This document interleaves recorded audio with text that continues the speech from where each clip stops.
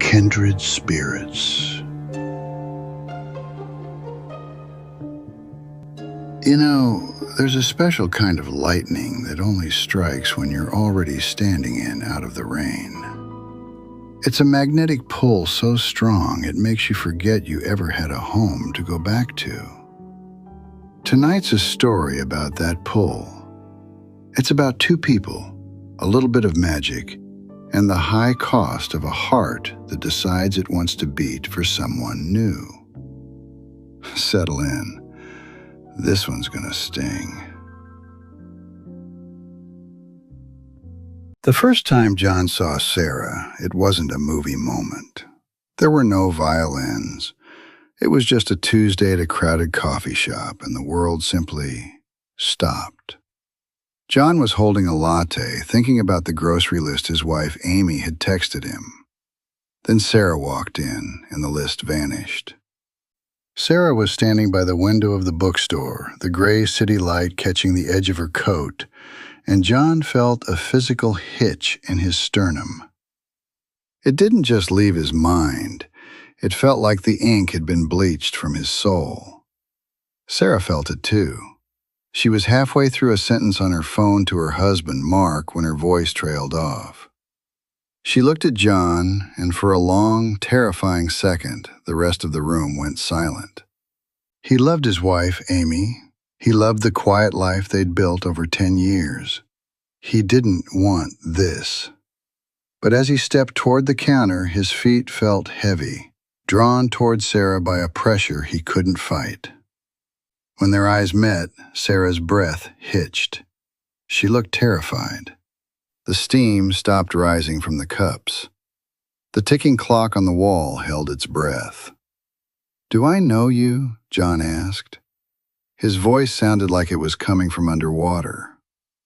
"No," Sarah whispered, but her skin was humming. The fine hairs on her arms were standing up, vibrating in sync with the pulse in John's neck. They spent the first day in a daze. They didn't go to work. They sat in that shop for 6 hours, talking with a frantic, desperate hunger. They shared the same favorite obscure book. They both had a scar on their left knee from the same childhood accident. They even dreamed in the same shade of twilight blue. It was more than chemistry. It was a homecoming. They were two halves of a coin that had been snapped in back in the dark. The air between them began to hum, a low-frequency vibration that made the marrow in their bones ache. It wasn't a choice. It was a collision. By evening, the guilt should have set in. John thought of Amy, sweet, loyal Amy, who was probably wondering why he wasn't home for dinner. But every time he tried to feel guilty, a wave of warmth would wash through his chest. A physical reassurance from the air itself that he was exactly where he was supposed to be. "I have to go," Sarah said as the sun began to dip. But as she stood up, the air between them thickened. It felt like walking through invisible cobwebs. When she finally broke the perimeter of the coffee shop, she felt a sharp, stabbing pain in her heart, like a needle being pulled through cloth. By the next afternoon, the world began to push back. John went home to Amy, but when he tried to step through his front door, the air in the entryway turned solid, like he was walking into a wall of invisible water.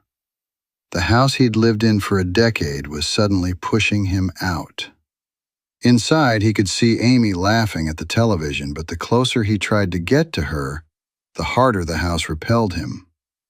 Across town, Sarah experienced the same thing.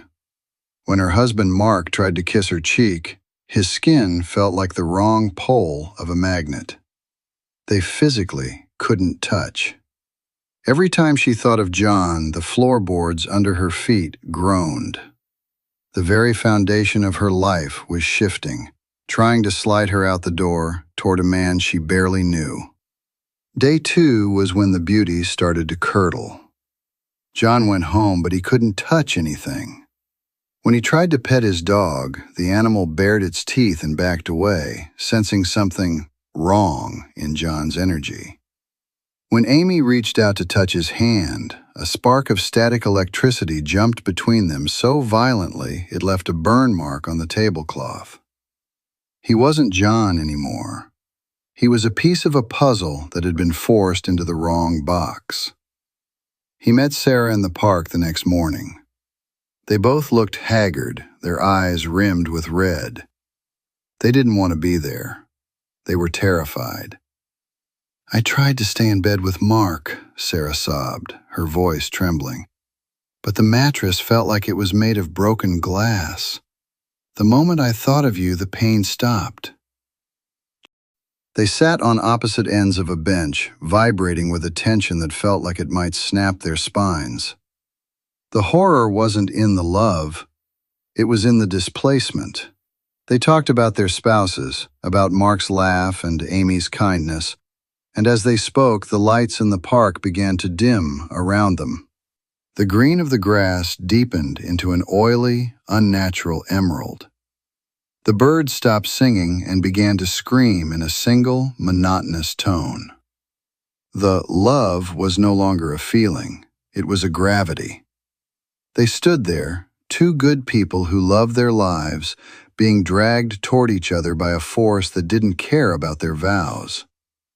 John looked down and saw that his shoes were sinking into the pavement, not because the asphalt was melting, but because he was becoming too heavy for the world to hold.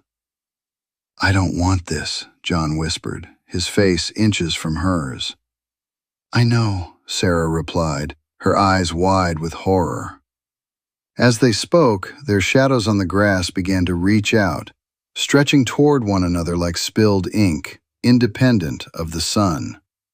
The shadows touched, and a cold, damp wind kicked up out of nowhere, smelling of ancient stone and stagnant water. They weren't falling in love. They were being harvested. By the third morning, John and Sarah were standing on a street corner, unable to move away from each other.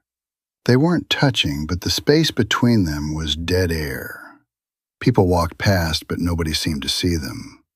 It was as if by choosing each other in their hearts, they had been erased from the world they actually belonged to. They were stuck in a pocket of reality where only the two of them existed, fading out of the lives of the people they actually loved. They didn't want to be together. They wanted to go home.